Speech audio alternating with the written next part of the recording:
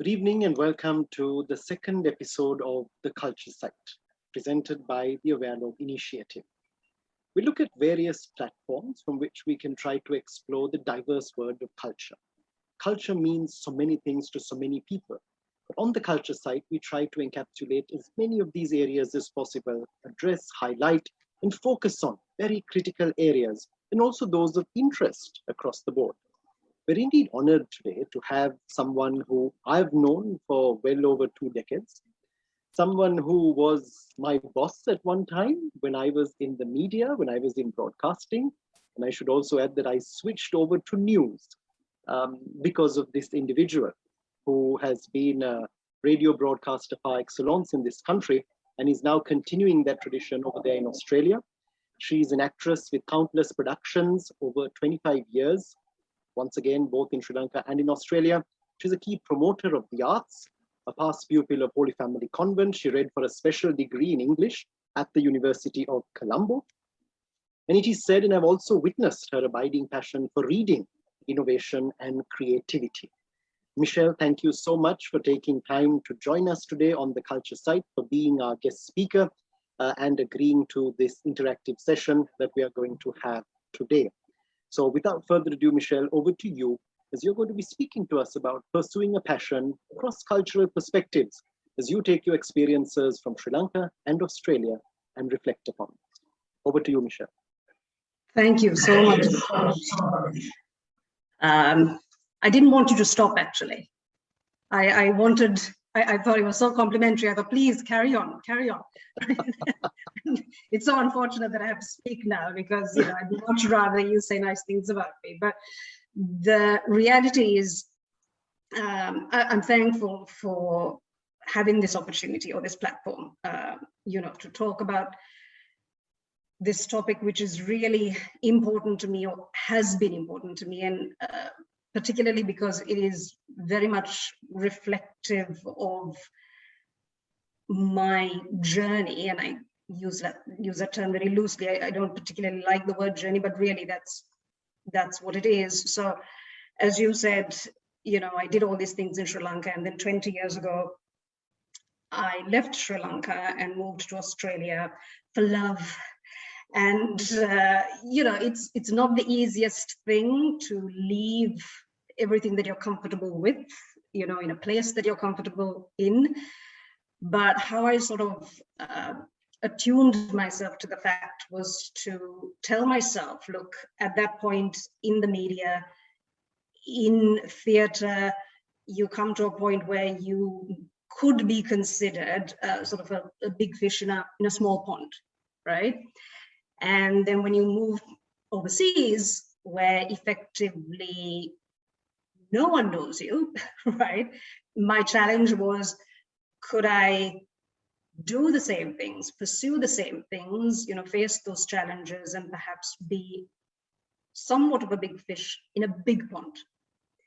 So that was the challenge. So for me, what I found in Sri Lanka, and you know this, George, having worked together, is if you are identified as having someone, as being someone with a particular talent or being good at something, okay, sometimes things come to you without you really having to try too hard.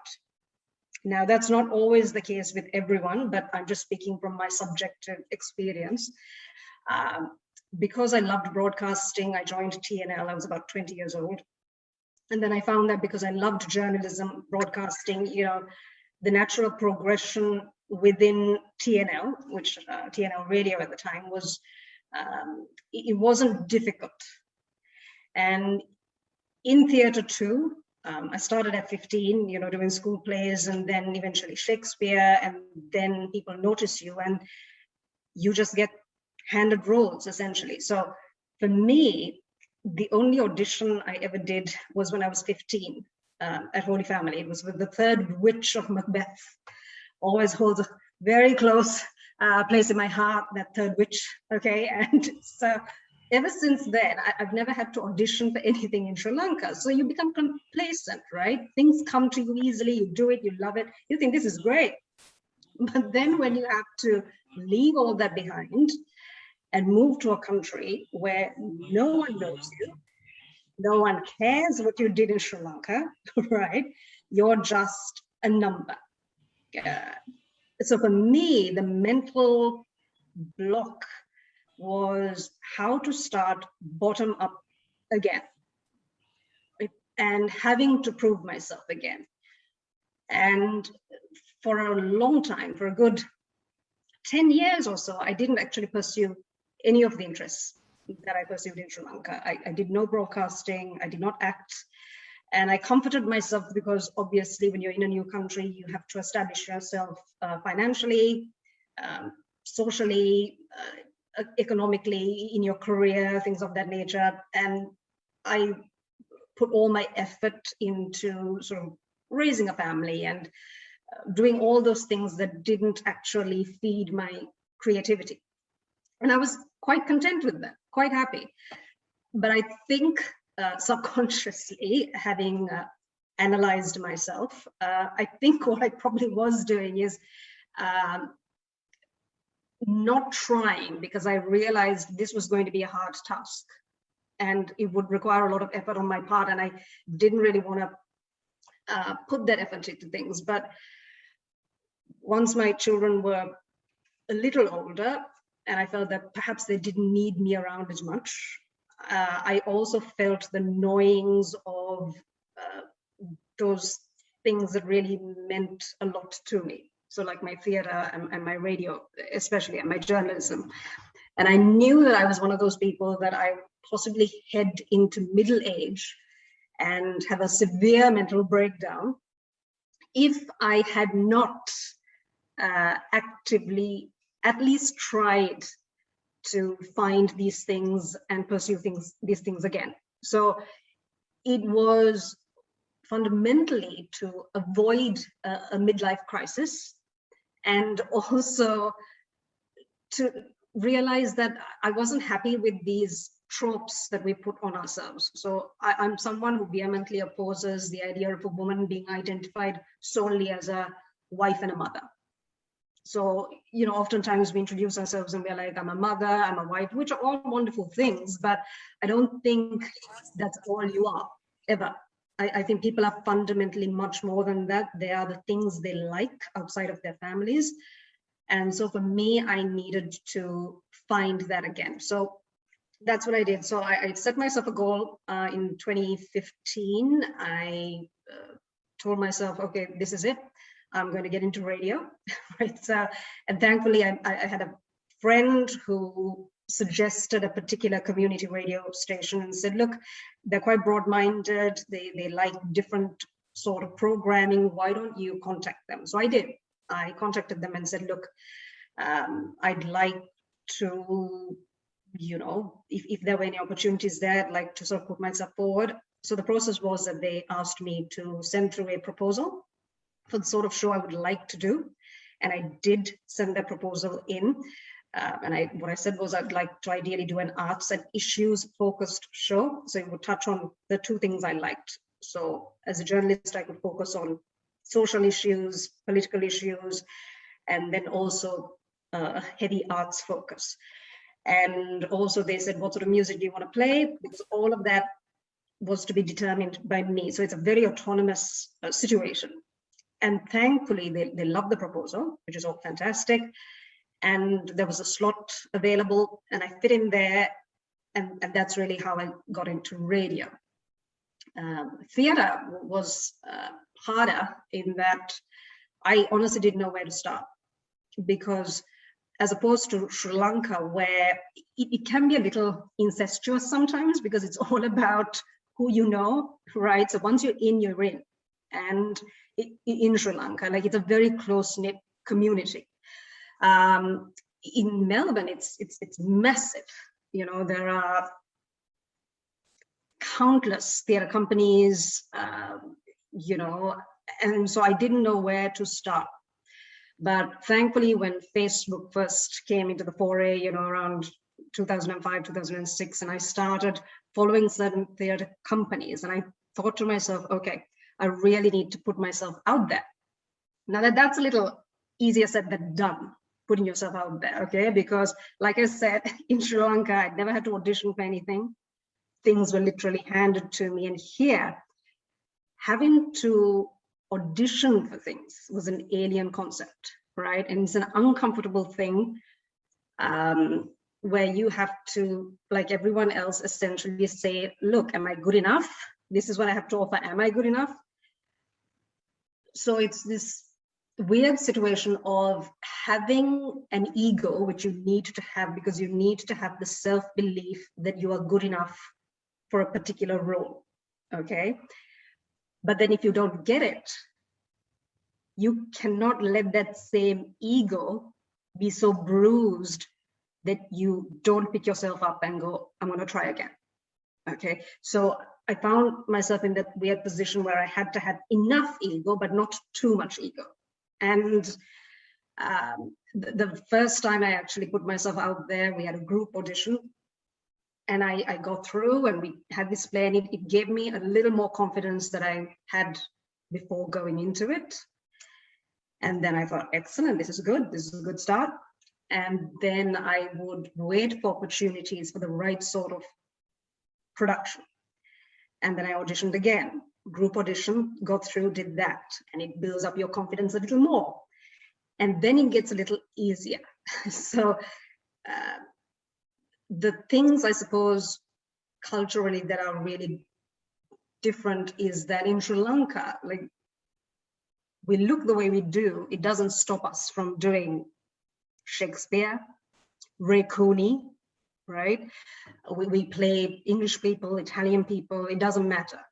But what I found is that years ago, when I first started in theatre, roles were very specific. So it would be female, 25 to 35, Irish accent, European. So that immediately put me out of the running, right? No matter how brilliant an actress I am or think I am, right? If I am not 25 to 35 and I clearly don't look European, it doesn't, you're out.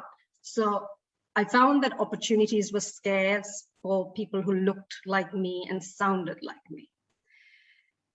But in the last couple of years, things are changing in Australia, and I think in theatre worldwide, but especially in the West, where there is a lot of emphasis on theatre disregarding sexuality, gender, race. And when that happens, more opportunities spring up. So I find that with that, it gives me a lot more confidence to put myself out there more. And more recently, I found that sometimes it's just the one production that can change things for you, that can open doors for you. And I just completed a production in May, which actually did that. And so I've had things come up when I didn't actually go looking for it. So it's been quite a ride to get to where I am now. But I can say after all this time that I'm in a very happy and comfortable place theatrically, and also in broadcasting, really. And I suppose what's interesting, just to go back to broadcasting, is that advocacy essentially means speaking up for something. And what I find in Australia is that because it's such a massive place for the arts, there are the huge theatre companies and there are the smaller theatre companies. There are the smaller artists and then the massive, well-known, exuberant, everyone talks about them artists. So for me, I find that the smaller the artist, they sometimes don't have the opportunity to be seen by a lot of people, or they don't have the opportunity to have their work promoted more extensively. So I saw that, and I absolutely believe that regardless of just how good a work is, someone has taken the time to create it. So whether it's a book, a piece of theatre, a song, a sculpture, it doesn't matter what it is, piece of music, someone has taken the time, and they deserve to have their moment in the sun. So my show, the show that I do, Community, is essentially mostly showcasing artists in Melbourne, from the smallest to the medium. And I love that, because I find that sometimes people produce things and you go, oh no, like, it's not great. But I love the fact that someone thought that their work, right, would reach an audience, that they felt passionately enough to do it. And for me, that's enough. That's enough, so I love it. I love that aspect of discovering new people, or realizing that someone could be your neighbor and they could be the most creative person in that suburb. And that there are so many people like that hidden within Melbourne. And when I find them and I get to have a conversation with them, it just sort of fills your soul, really. So I just think it's a wonderful opportunity that I have, and I'm always very grateful that I get to do what I get to do. So that's like I'm trying to sort of condense 20 years into 20 minutes, George. I could go on. but that's really, really amazing there, Michelle. When you talk about your personal experience and what you've seen, what you've gone through, what you've come to realize is a part and parcel of life. People migrate, they leave behind amazing careers, they leave behind professions which they've really made a mark for themselves. And then you've got to go and start all over again. And as you said, you had to first be very mindful of keeping the home fires burning. That was the main priority there. And then after that, you've also got children. You've got two amazing kids, Noah and Roel, who we hope are somewhere around, who are going to pop in at some stage. But Chaluka is also around there. Yes. And this is where we've come to realize that when people make the decision to make a move, you're leaving behind a lot. You're leaving behind so much. Tell us, Michelle, that departure, how was it? Whoa. Oh, you mean leaving? That was hard. I'm not gonna lie, right? And I always say this, I never wanted to leave Sri Lanka. Once you find your comfort place, you find your comfort place. And I know some of the things that are irritating about Sri Lanka, like the heat, or the smells, or the chaos and the traffic and the madness and the politics. Those are the very things that I love about the country. The more chaotic it is, I am in my element, as you well know, okay? But and then you come to a country like Australia, which is the complete opposite in every way. It's a very sedate country. There is, to a great extent, law, order. The politics, by comparison, is bland. So it's a huge adjustment on every level. So when I had to leave, it was, to put it mildly, it was difficult. It was very difficult. And I have to say, though, that I am someone, I do adjust quite easily to new situations, or I tell myself it's fine. It's a new situation. And I told myself the challenge with any new endeavor, if you challenge yourself, if you don't see it as, oh no, it's going to be hard, but instead you see it as a challenge, and you tell yourself, okay, I was established or reasonably okay at what I was doing in one place. Let's see if I can make something of myself somewhere new. Let's see whether I have the capacity or the capability to do that. So it was that challenging myself that sort of kept me going. But that last day, I don't know whether, you remember, but the last day at TNL was difficult. I think the last play I did, it was difficult because I realized it was the last one I was doing in Sri Lanka. Even now, I keep abreast of everything that's going on in Colombo, all my theater friends, through Facebook. And believe me, I get envious from time to time when I see all the amazing work people do. And look, I do good work here too, but I'm still, because I know what it's like to work with those people, and I miss those experiences from time to time. And I'm very happy that a lot of my friends actively still do theatre, most of them, time permitting, political situation permitting, that they still pursue that. So I do miss it. I look back, but you also tell yourself, this is life, isn't it?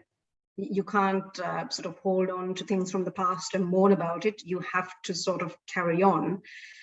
And I take satisfaction. I have absolutely no regrets whatsoever. And I don't have any regrets because I have pursued those things here. Had I not, like I said earlier, yes, I probably wouldn't be, this conversation would have taken a very dark turn. Right, but the reason I can be positive about it is because I don't have any regrets, and I'm happy about what I'm doing here. Amazing, amazing. Michelle, if you were to just focus on one area, I would like to invite everyone, if you have questions, please put them in the chat box and we can pose them to Michelle at some point. Tell us this, if you look at broadcasting per se, you've seen broadcasting in Sri Lanka, you've seen broadcasting in Australia. In Sri Lanka, in broadcasting, you were not only in the world of music, you were also in the world of news and information and dissemination of information. You were the manager of the news desk, but you also did a very progressive program when it came to music. I remember it was arts at another level for that time, especially. You see a lot of people doing a lot of, to use the word, artsy events where you talk about various forms of music, but you were really probably ahead at that time. I remember it was on a Sunday night, if I'm not mistaken. Very good. It was 8 to 9, was it? Yes. I think it was 1 hour. It was 8 to 9. Yeah. The name, I can't remember the name of the program, but it was the Arts Show. That's exactly the right. Arts Show? It's called the Arts Show. That's exactly what it was. Yes, I remember. It was a very different program at that time on radio, and we were listening to pop and rock and the basic. I mean, it was more fun stuff.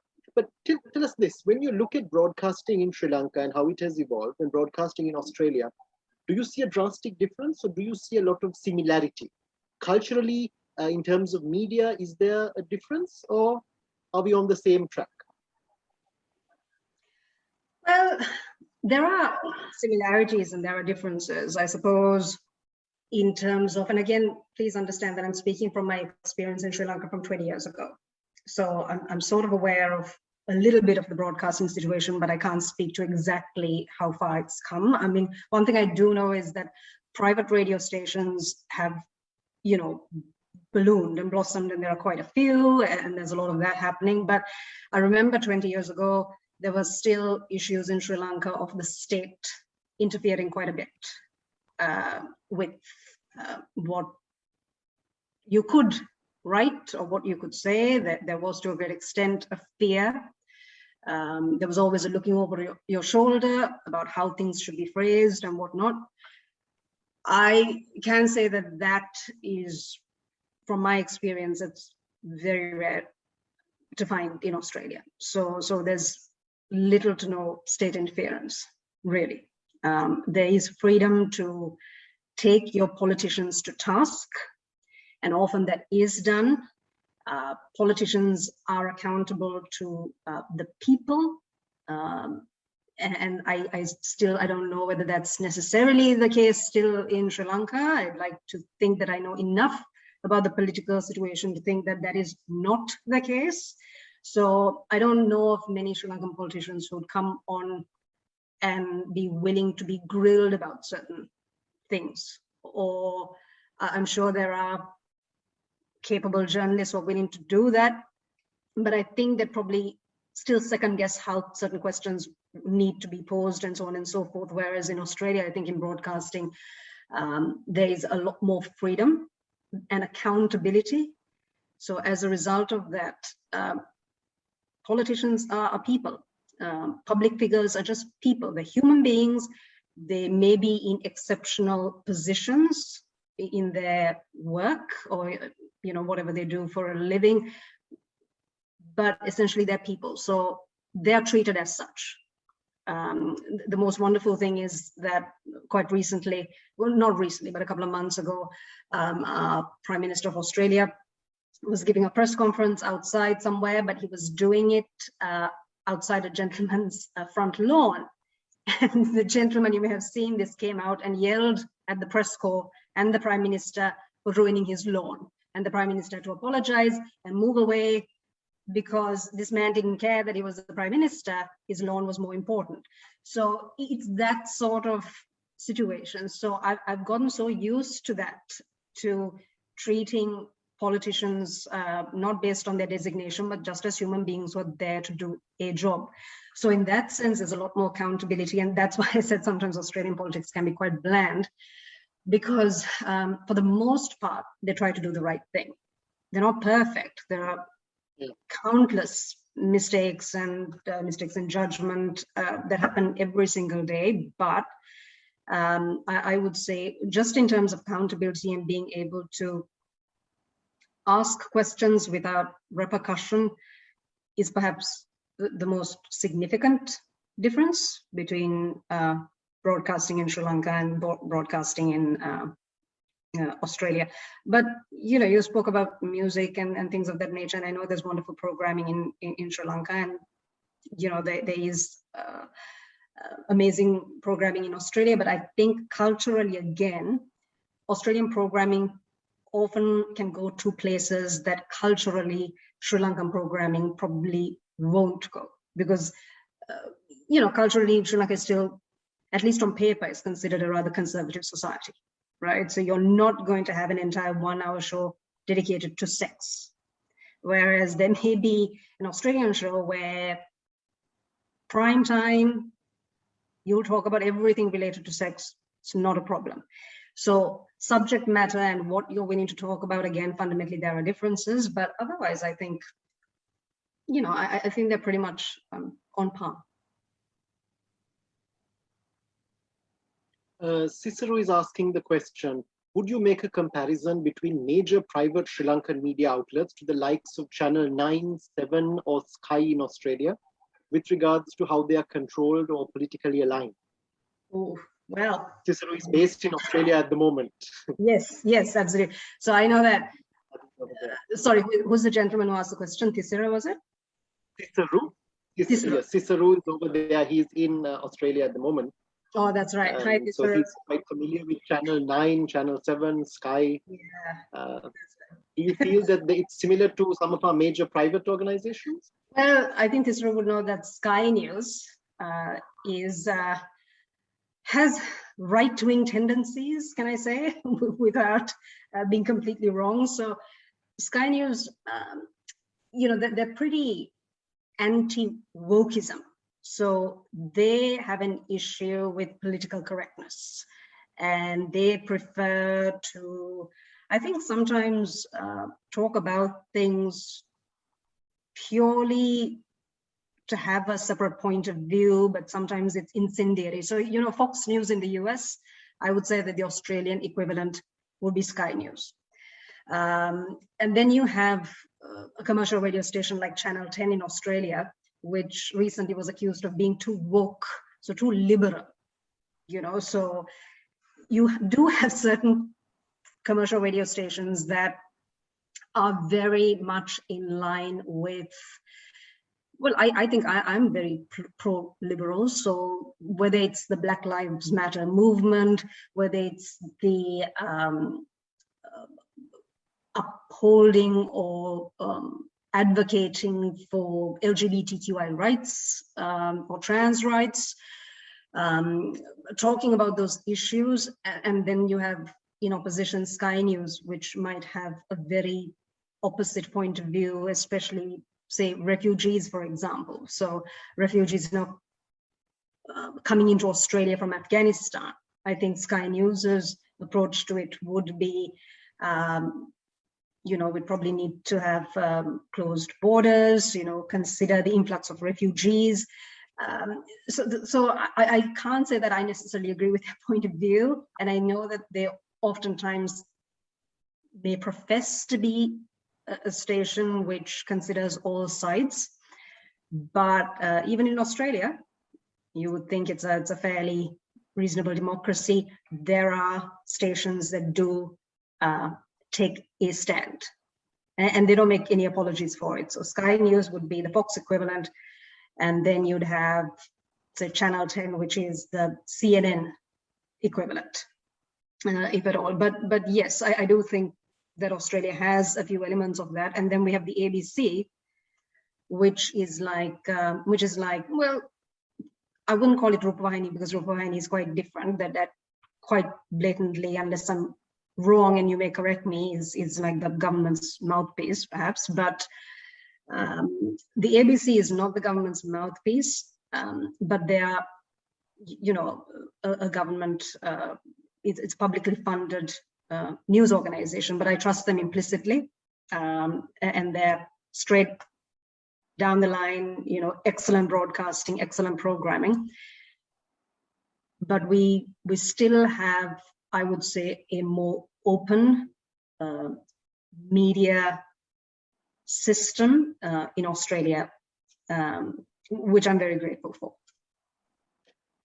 When you actually talked earlier on too, and just now referred to interviewing patterns or the way the media speaks to politicians, etc. Just yesterday, the Australian Prime Minister was being interviewed for the situation in Afghanistan, and he couldn't get a word in edgeways. He was being interrupted all the time, and finally he said, "Would you let me finish?" I would. Yes. He was being very nice about it. Yes. He obviously was quite annoyed, quite angry, but he couldn't show that. And it really reflected that he had to be on the ball. He had to know his subject. He had to know what he was talking about, because he was being grilled. He was actually being grilled at that particular point on that issue and various connected matters. So that's where they really want to make sure that accountability aspect is coming up there, I guess, in a big way. As public officials, making sure that you're in that position, you're accountable to all and sundry at the end of the day within the context of the country. Especially the media is going to be holding you accountable to that. Oh, absolutely. Michelle, Senani is asking, you made the transition from Sri Lanka to Australia. Did you encounter racism? And if so, how did you handle it? Well, thank you, Senani. Yes, I have encountered racism, but I have to put it in context though. So I've only encountered overt racism twice. So they were very, and I say twice because this was overt. So it was very obvious, in your face sort of racism. One was on the phone. I was working and I had a call come through, and the lady asked me where I was from, because clearly my accent is anything but Australian. And so I explained to her that I'm from Sri Lanka, and then she said, "I'd like to speak to someone else." Right? When I said I'm from Sri Lanka, and then I said, why? And then she said, "I'd like to speak to someone who's Australian." So I said to her, "I am Australian, because I am Australian. You know, I'm Sri Lankan Australian. I have an Australian passport. I'm an Australian citizen." So I wasn't lying. And then she said, "No, you don't sound Australian." I said, "No, I know." And I said, the problem is, I said, "You called me, I didn't call you. So right now you need me more than I need you. So you are stuck with me. If you need help, I am the only one who can help you. So unfortunately, accent or not, I'm all you have." Right? So she had no choice but to deal with me. That was one incident. And the other was the other one I enjoyed the most, but I was with a very close friend of mine, you know her, Dilenthi, who's now in Canada. And Dilenthi had just come to Australia on holiday. And I was, I believe, 9 months pregnant with my second child. And I thought I was going to take the day off and take Dilenthi to see the sights of Melbourne. Okay, so we were at this train station. And this gentleman, who had just exited the nearest gambling facility, which is a legal facility, which is perfectly all right, but he came towards us and we were talking amongst ourselves, Dilenthi and I, in English. And he quips from the side, "You're in Australia now, speak English." And I thought he made a mistake. So I thought he was speaking to someone else. So we ignored him. And then he goes, he says it louder. He goes, "You're in Australia now, speak English." And then I realized he's talking to us. And I was infuriated, obviously, because we were speaking English, right? But that didn't matter. So I told him, I said, "Do you not understand English? Because that's the language we were just speaking." And I said, "And anyway, we can speak in whatever the hell language we want to, because this is a democratic country. And so who are you talking to?" And I think he thought realistically that we were two brown women. And generally, brown women tend to put up with a lot when you're together. You just sort of cower and you just ignore the situation and hope it will pass. What he didn't count on was us brown women, right? So I needed him to know that firstly, I speak English better than he does, and that we were in fact speaking English, but also we could speak any language we wanted to, it didn't matter. But then in his anger, he was smoking a cigarette, he flicked the cigarette in my direction, and then it got into like this huge verbal argument, which I'm not going to go into here, but it's lots of fun, and I'll tell you in private what was said. But I ended up shouting at him, and he's shouting at me, and we were shouting, and then he left. And then I realized, once the silence had descended, that this was a railway station full of people, right? And everyone was in a state of shock. But when you're angry and you're shouting, everything fades. You forget that there are people around you, right? It's once the explosion has ceased that you realize, oh, I'm in public, and I was yelling. And but I, just two incidents. And also, look, the context is the gentleman was not in a good way. You could say from the way he was dressed and how he looked, he's had a hard life. So oftentimes you will encounter people whose social situations will unfortunately contribute to them behaving in a particular way, and they'd often look for who they assume are vulnerable targets, okay? And those individuals are not at all reflective of Australian society as a whole, absolutely not. But those were the only two incidents of overt racism that I faced, but on no other account have I felt or faced any sort of racism. So I'm very fortunate.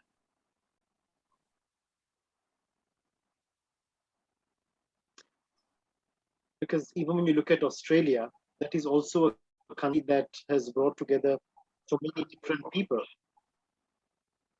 Australia has also brought together so many different people from around the world.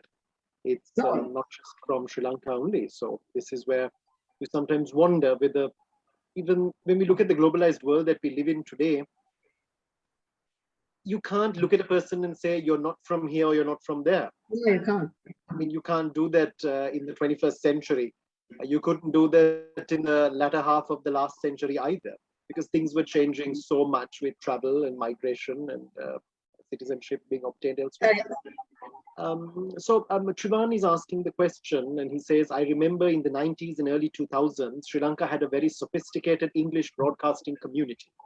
Do you agree that we do not have that class of English broadcasters in Sri Lanka today? Okay, so to be frank, I am not overtly familiar with the current sort of broadcasters. So I can only speak to my recollection of broadcasters from the 90s and the early 2000s. And to that, I say yes, absolutely. So I remember people like Ravi John and my gosh, and our friend Nidra Williams and, countless others. And for a long time, even Chandi Vikramatunga, she was the MTV newsreader, and she caught a lot of flack for having an accent when she spoke English beautifully, okay?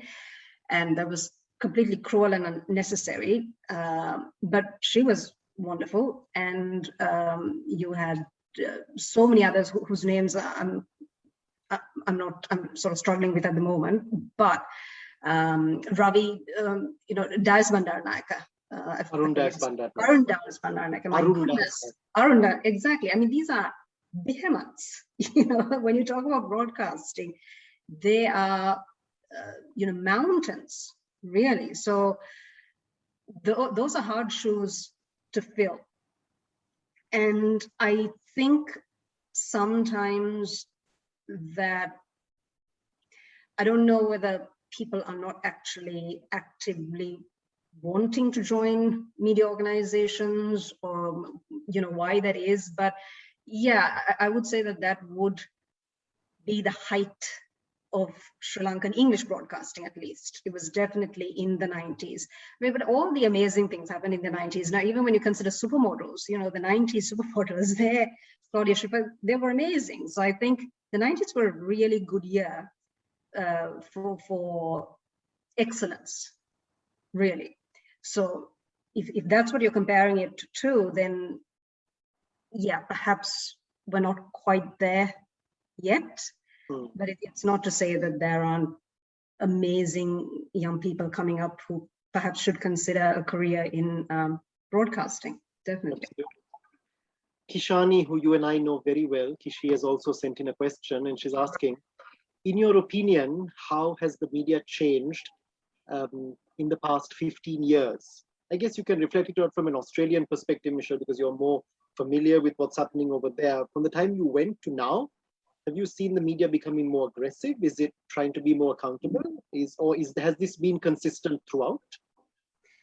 Well, one fundamental change that I can speak to is the fact that the Australian media landscape has changed in color. And I say that because even 15 years ago, everything was very, very white. And in the last 15 years, there's been an aggressive acknowledgement that that's been the case, but also an acknowledgement that the Australian media doesn't reflect Australia as a whole. Okay, so Australia is white, black, Asian, Southeast Asian, Arabic, it's European, it's all of this. And for the longest time, you look at Australian TV and you'd still have families where everyone is essentially European looking.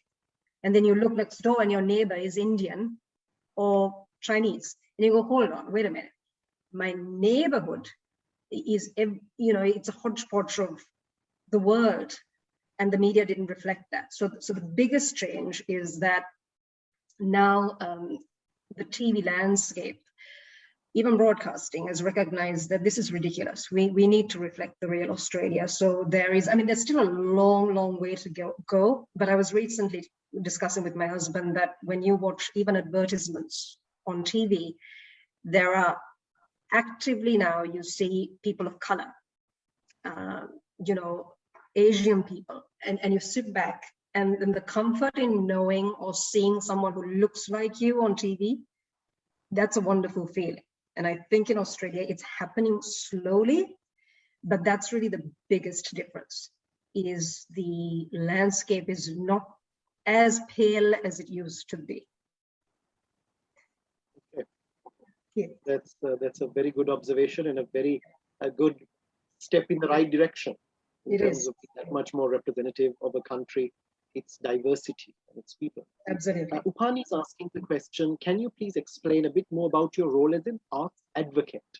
Now, this is something that in Sri Lanka, Michelle, probably we do not have too many people who are engaged in the whole advocacy aspect of arts. I might be wrong here, but do you see more of that happening in Australia, of course, but in terms of what it entails, what you do, how you promote it, how we focus on individuals. Now, this particular program that we also do, the culture site, is where we're trying to look at the arts. We're looking at the arts in a very diverse way. Now, in terms of actual advocacy, going one step further, making this your 9 to 5 or your passionate part of your life, what have you been doing? How do you see this growing?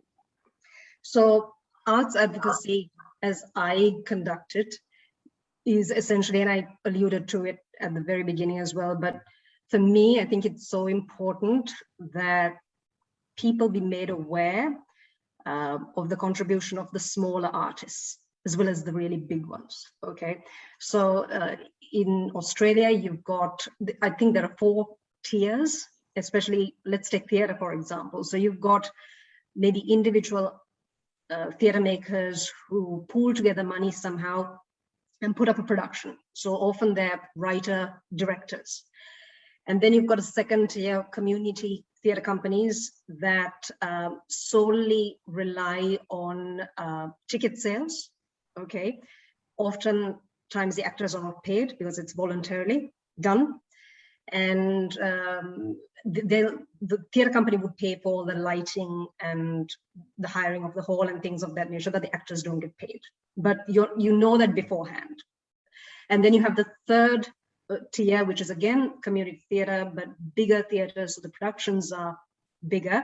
And in those instances, yes, there might be a profit share situation. So the actors go in, you're not paid necessarily upfront, but whatever you make of the profits are shared between the actors. And then you have the really big production, world-class, Palais Theatre, the Athenaeum, which are huge theatres in Melbourne. And those are the actors full-time performing these plays for months on end, sometimes years. So there are these four different tiers especially. And for me, the really big productions often get all the mentions and the publicity, and everyone knows about it. It's talked about in the media, Facebook, your social media, but oftentimes it's the smaller guy that's right at the bottom who's trying to seek council funding to get his play out there, and he doesn't have access to all the big companies for promotion. And those are the guys I'm really interested in, because I feel that's often such a wealth of talent. And so what I do in my show is that I actively look out for productions that I find interesting. And then I would seek them out and say, would you like me to interview? Would you like me to come on my show? And obviously no one ever says no, because they're so grateful and happy and that they get this opportunity. And the wonderful thing is when I first started the show, I had to do a lot of the reaching out. But I'm grateful that the show has sort of grown to an extent where a lot of the times I'm asked whether I could help. So they would come to me. So that's a position I want to be in for anyone in the arts, to feel comfortable to reach out and say, I'm doing this. Could we have an interview with you? And that's wonderful. That's a good place to be in, that they have a place in my show, which is called community essentially. So that's really what it's about. But also advocacy is about talking about how important the arts is to us societally. And this has been, so important, especially through this COVID process. Now currently in Melbourne, we're in lockdown. And the difficulty is that I was due to have a play open on the 3rd of September. And obviously we can't open on the 3rd of September now, and we're not quite certain what's going to happen with that play. But, I do this because I love it. I don't depend on it for a salary, but most of the people that I work with, a lot of them, this is their life. So when they cannot do what they need to do to sustain themselves financially, it's devastating on many, many different fronts. So my advocacy is essentially often to talk about government funding. So the wonderful thing about Australia is the government does actually provide funding for the arts sector. So most recently they offered about 20 million for the arts sector.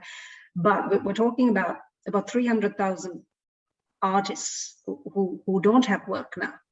And recent research shows that almost half of them, even once the pandemic ends, will probably not go back to the arts. So we're talking about people leaving the arts in droves because they can't afford to do what they love to do.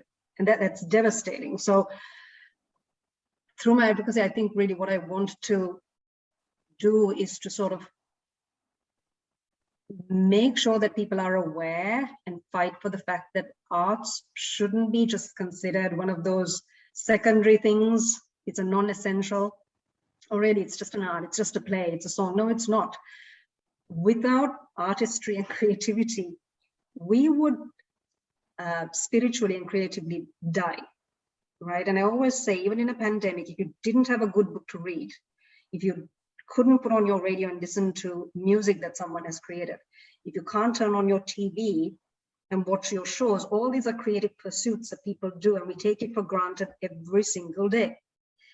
So for me, I think it's important that we don't forget the little guys who are being stifled at the moment because they have no let up. There's no way for them to get their work out. And I just want to make sure they are not forgotten. That's really what it is. I just feel very, very passionate that the smaller the artist, sometimes the greater the creativity, because you have a lot more to fight against. And so my advocacy is really advocating for those smaller shows, for those smaller artists, giving them a voice. You mentioned about theatre and you mentioned about the pandemic, and of course this is something that is common in both our countries, but you also talked about massive support that is coming from the state sector to the arts in Australia at the moment. We've also heard of directors in Sri Lanka, Jehan, who you know very well, I'm sure. Jehan is now conducting a lot of practices online. I was reading that today, and that's amazing. You can't sit back and think, okay, we'll have to wait till the pandemic ends, or we've got to wait till things return to normalcy, so to say. We've got to innovate, and I can certainly see innovation on his part, and I'm sure lots of others who are in theatre are also doing that, because this is very few people make it their bread and butter for obvious reasons. But once you have done that, you need to also be mindful of the fact that you need to innovate. You need to find new ways and means, technology, etc., to move ahead. And I guess certainly we're seeing that happening. From a theatre point of view, Michelle, if you look at theatre when you went to Australia, you would have gone to watch productions, you would have seen them. You also talked about how they would have classifications in terms of ages, skin tones, maybe areas of origin, etc. Are you seeing that also evolving in the current context? Oh, absolutely. Absolutely.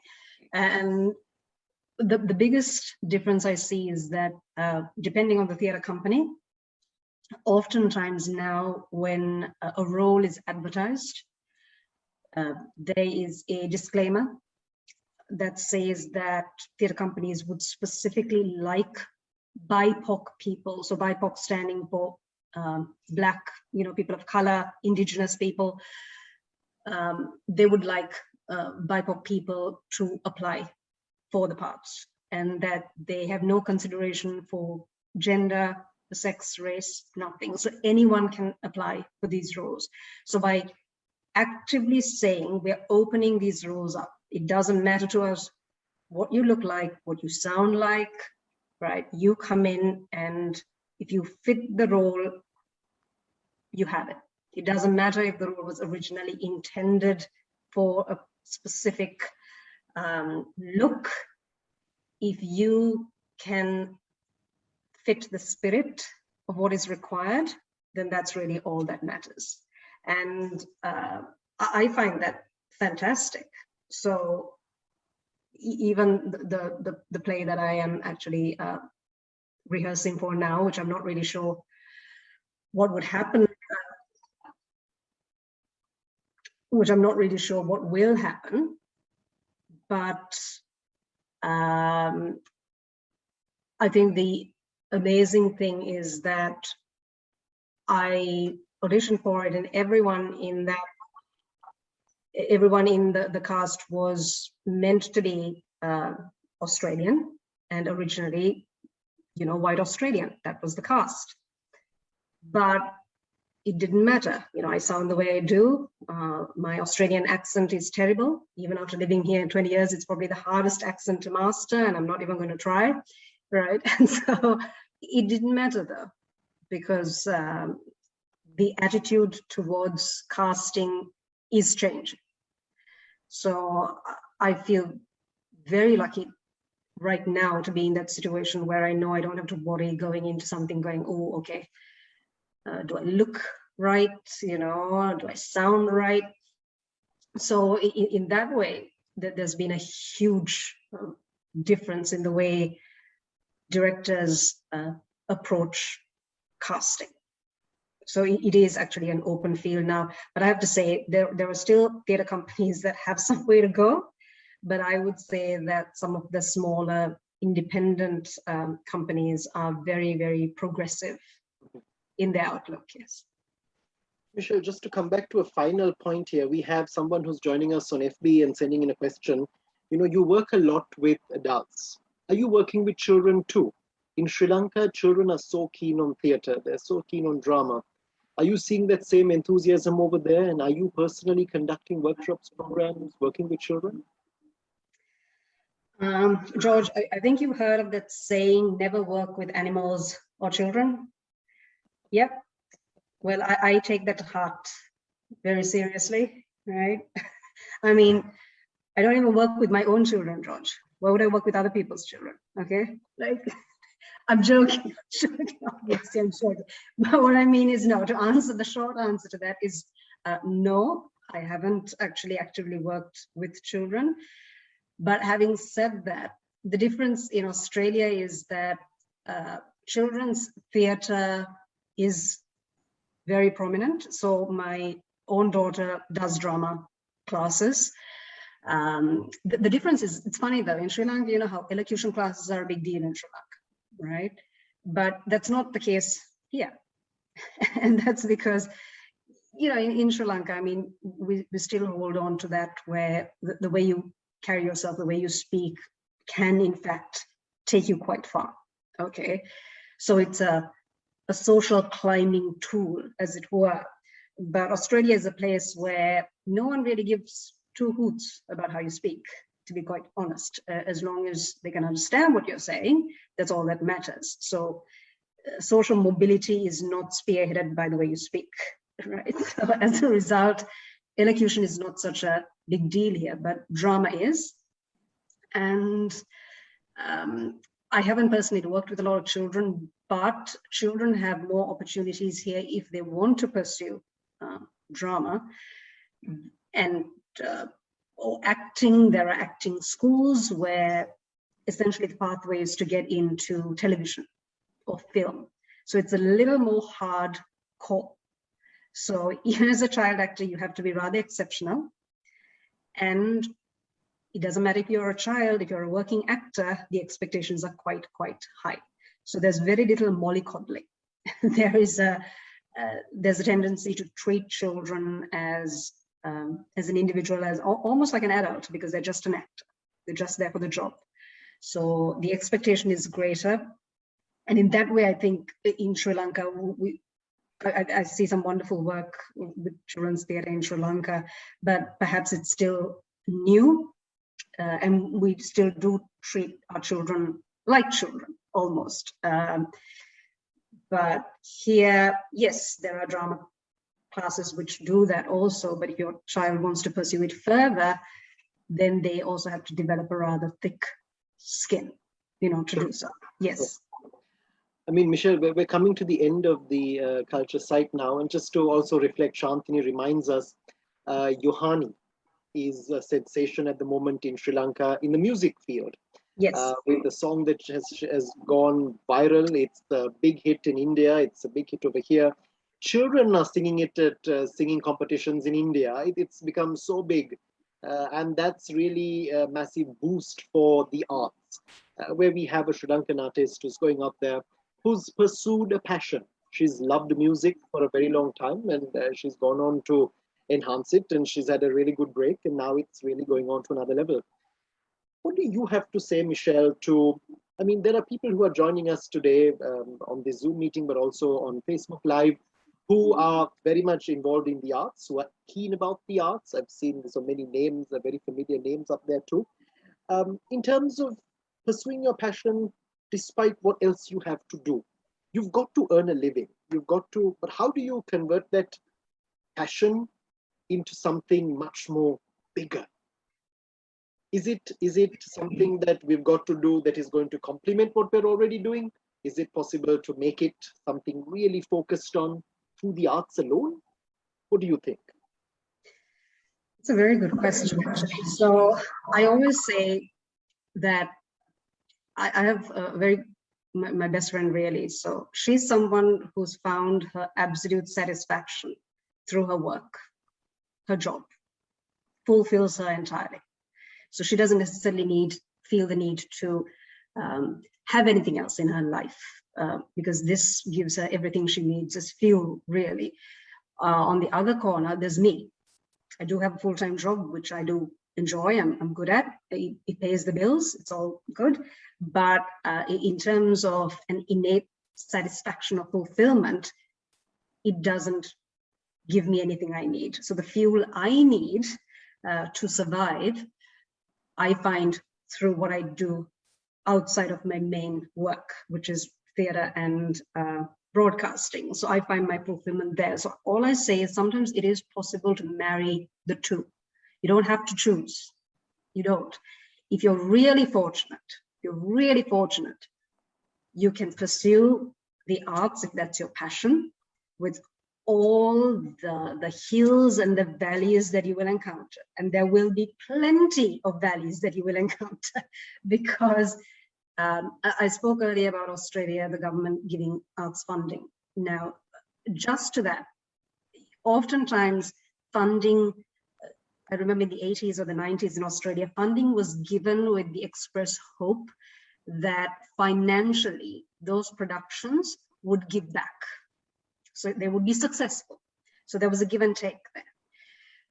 But right now, the whole point of advocacy is to sort of drive home the point that you don't fund the arts expecting the arts to financially give back or make a profit. You fund the arts because you need the arts for the mental health of a society. Because without creativity, people die. And I don't mean a literal death, I mean a creative death, a spiritual death, a mental death. So in any society, whether it's in Sri Lanka or Australia, the fundamental reason that you need to take the arts seriously is because creativity is, without us even realizing, is the thing that gives us hope. You know, no one looks at their job and goes, wow, a work of beauty. No one does that, right? But you read a book, you see a play, and it has the potential to move you or to make you angry, right? But it's the only thing that can viably change sometimes the way you see the world. And if you, or if governments or anyone who's in the know or capable doesn't see that as being fit to contribute towards, so you see it being sustained, what you're essentially saying is, no, we're just interested in money. That's it. Money, jobs, that's it. We don't care about mental health. We don't care about beauty or even the continuance or advancement of culture. You know, no one looks at Greek history or the Greeks and go, oh, wow, you know, look at the coffers of gold coins that the Caesars collected. You know, they look at the Colosseum. They look at these great works that have been left behind, you know. So that's really what I get passionate about. And I think that if you want to do something creatively, just do it.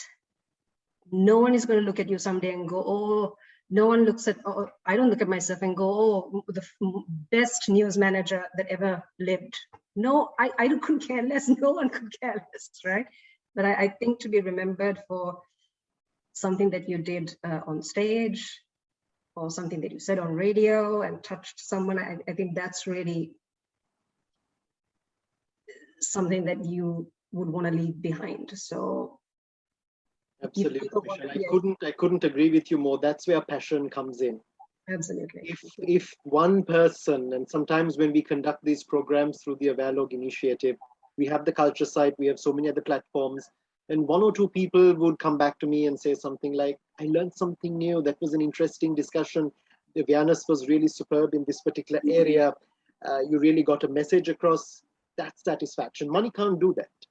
Money does not do that. And as you said, when we look back on history, we're not exactly counting the pennies that were collected at that time. We're looking at the contribution. This is where culture, you couldn't be more correct when you talked about spiritual health, mental health. This is something in these times, especially with the lockdown, some of the industries that are doing the best are entertainment, which have evolved online, which have gone virtual. This is where we need to see theater going online. We need to see a lot more productions. A lot of these things going online. We need to be thinking not out of the box, but no box at all. No Right? box at all. This is absolutely Boxless. boxless. Yes, that's what we need to do. So I think going into the future, hopefully we're going to see this happening, and people like you who are taking it upon yourselves to make a difference in Australia. Share your experiences with us here in Sri Lanka. We've got participants today joining us from Australia, from around Sri Lanka, but also from France and other parts of Europe. So we're very happy to have all of them on board too, because it was very interesting to try to focus on not just the political side of relations, which are very important between countries, but also looking at the cultural connectivity. And this is where when we discussed the topic that we were going to do in terms of pursuing a passion, you really summed it up when you told us how it is one of the most important things at the end of the day, that we've got to be passionate about what we do, whatever we do. If your heart and soul is not in it, it's not a success. It's not going to turn out in a very successful way. So thank you so very much, Michelle, for the time that you took to join us. I know it's very late over there in Australia, but you stayed up. Thank you very much. And thank you to everyone who took time to be a part of this program, who sent in the questions, and who continue to support the Awarelogue initiative in what we do. So thank you once again, and all good wishes to you, Michelle, in the work that you're doing. I just want to say it's always a pleasure talking to you, and I'm just glad that after 20 odd years we could actually sit face to face virtually, right, and do this. And I really appreciate you reaching out and giving me this platform and this opportunity, and to everyone who joined and for all the questions. I know there are still some questions that have gone unanswered, but it's been fantastic. Thank you. Thank you so much. Thank you once again, and all the very best, Michelle. Thank you, George. Thank you. Thank you.